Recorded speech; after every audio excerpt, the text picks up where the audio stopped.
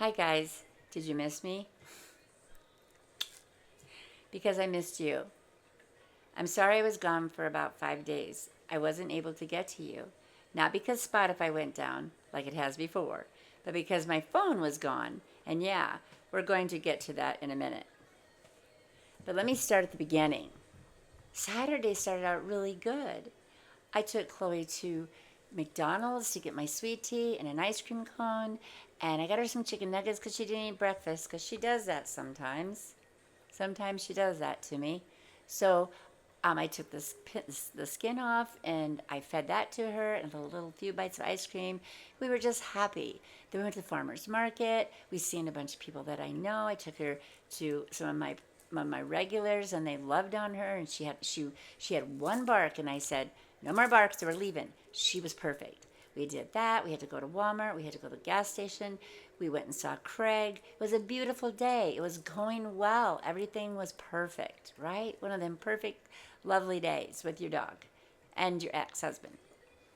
Then I came home and I thought, you know what? I haven't got to the pool yet. They opened a week ago. I have a pass. I'm going to go. And now mind you guys, Thursday, you didn't probably know that, but I had a fractured ankle. So we're dealing with that also. Um, and I thought it would feel good. I got there, I got settled, I went in the water. It was really hot. The minute I got in the water, that ankle just said, hell no, I don't like this. Huh. So I got out, I went and sat on the towel, and I thought, I just don't feel good. I feel nauseous. I feel exhausted now. Boom. And so I came home. I got out of the truck. I moved, or excuse me, I got out of the car. I moved Craig's truck over because it was on the grass and it was going to be mowing soon. And um, then I thought, oh, I got that weed eater. So I brought Chloe out. I hugged her a little bit, loved on her, got the weed eater, and went out to the rose bush. Mind you, I'm exhausted, not feeling the best. Did that. Came in the house with Chloe. Thought I need to, I knew my phone was close to dead. I said, I need my phone on the charger. Looked for my phone everywhere, inside and outside, grass everywhere I could think that I was. Couldn't find it. Okay. Now the grass needed mowed, but it wasn't. It was like that. It was. I mean, you could still see it because it's black and orange color, so you could still see it, right? I didn't see it. I didn't see it anywhere. Put the My Find on. Said it was 0 minutes. It was in my house. I went through my house for 8 hours. 8 hours I did with this fracture. I did, you guys. It was crazy. It was crazy. Now I'm not even reading off of what I wrote to you, but I'm sure we're talking about everything. Okay, let me see.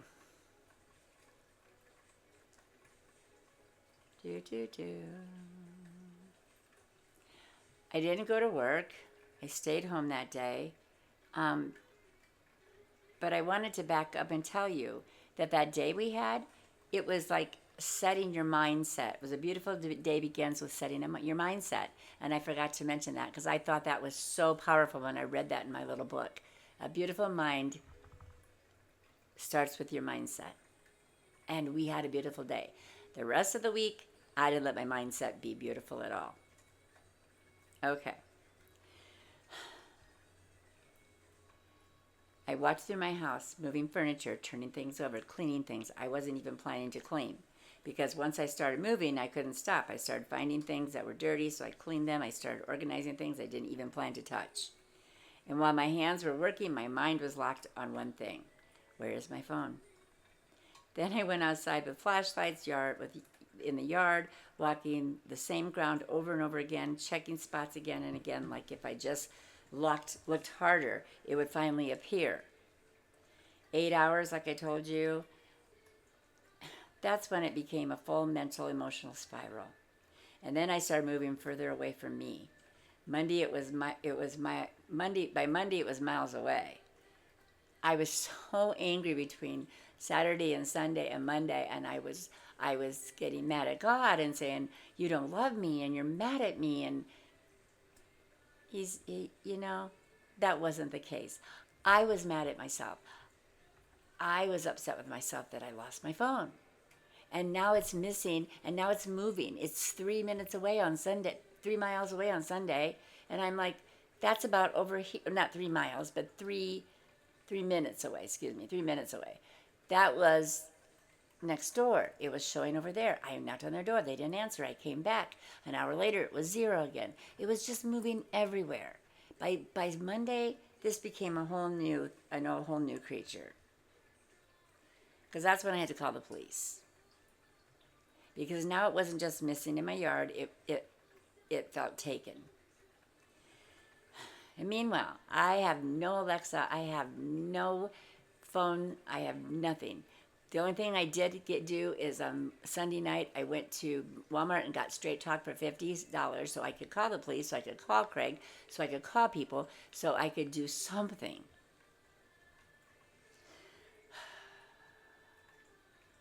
When I talked to the police on Monday, I told them it was showing up not downtown Main Street anymore, it was showing up in Waterloo. This time it came up with an iCloud and a phone number attached. They reached out to that. They knew that person. They said they'd been in a lot of criminal trouble. I don't know what happened between Monday and Wednesday. I don't know because I did a lot of new things. I tried to get insurance. I couldn't because I couldn't get the emails or passwords. You guys, you don't even know. I want to tell you one thing I told Dating Drama Young and Old. When you have a phone and it's your idol, first thing, that's not right. And the next thing is put the passwords, emails, contacts in notebooks. Notebooks. They're in 2 notebooks. We cannot rely on the phone. It can go missing. It can be stolen. We cannot rely on the phone. I can't get that across to you more. If you learn anything in this podcast, that's the one thing, motivational thing I want you to do. Okay. Then I had to go buy a new phone for $1,000, and I didn't have a trade-in, but lo and behold, I do now. End of the story. But I have to work through some of those angles with the people because T-Mobile girls weren't very friendly to me in Cedar Falls. They were rude, actually.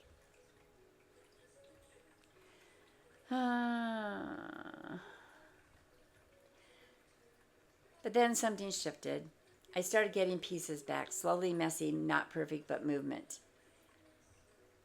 Because I had that straight phone. I was putting things in there that I could do. Then went Thursday. Was it Thursday? Thursday morning, we had a horrific storm. Horrific storm.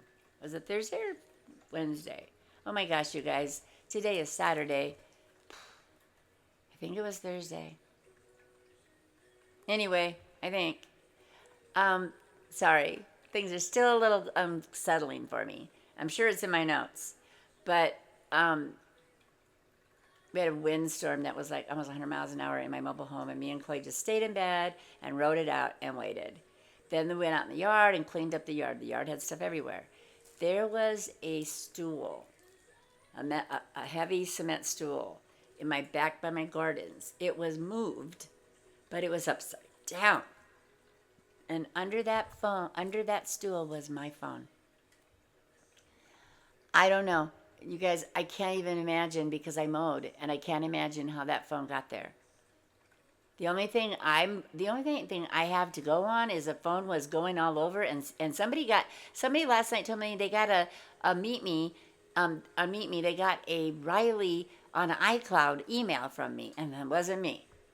So somebody was messing, and they put some things on videos of me on Facebook somewhere, and I don't even care. I don't want to know about that. I'm not going to worry about that. So I'm shifting off again, sorry. But I started putting things back together. But then I heard the phrase on Thursday, don't let yesterday take up too much of today. But I got to be honest, sometimes it doesn't work that way. And I failed you guys. I failed you terribly because I let those 5 days take up all my yesterdays. I didn't start going forward until Thursday. That is not how we're supposed to do it. But sometimes it's something like this, that it just pulls you, sucks you in, and you have nobody to reach out to tell you, do this, do that. Remember what you always say. I couldn't remember anything. All I knew is my phone was missing, stolen, gone, paying $1,000 for a new phone. Don't know how I'm going to pay that bill monthly. Those kind of things. Those are those moments, guys, when you just have to stop and remember what we've talked about. And I didn't do it. I failed myself. And I failed you because I let myself down, and I let myself go through hell for 5 days. And I'm stressed still, and you're probably going to notice that a little bit, that I am not myself yet. I will get back there, I hope. I hope. I haven't been myself for a while as far as that high vibe and going out and creating my own memories and moments. I've been you know what? Do you ever get to the point when you feel like you're letting other people create your moments? You're letting other people's behaviors affect you? Because that's what I've been doing. And that's a shift right now. We've got to change. I've got to change. This is Data Drum with a Kick. And we need to reset right now. Riley's reset. Breathe. And blow out this mess. Blow out your mess. Blow out your anger. Blow out your fear. Blow out whatever it is that's bothering you today, and let it go today. I did do that through the week. I did try to do that. Didn't work so well. And honestly, maybe if I would have stopped the minute this all happened and prayed to God and asked him to help me figure it out. I did ask him throughout the days, where is it, God? Where is it? Why can't you find it? Why aren't you? You know what? The prayer was not a prayer. The prayer wasn't, God, if you feel that I should have my phone back, please help me and direct me, whoever has it, to bring it back. Now that did happen, but I didn't pray it. I didn't ask for the help. And it isn't just God sometimes. We have to ask for help from other people, guys. We just can't do it all on ourselves all the time. And I'm rocking like a crazy person, sorry. It's just one of those dating drama with a kick, motivational. Lots of drama in this, but I'm trying to keep you understanding there's light at the end of this tunnel.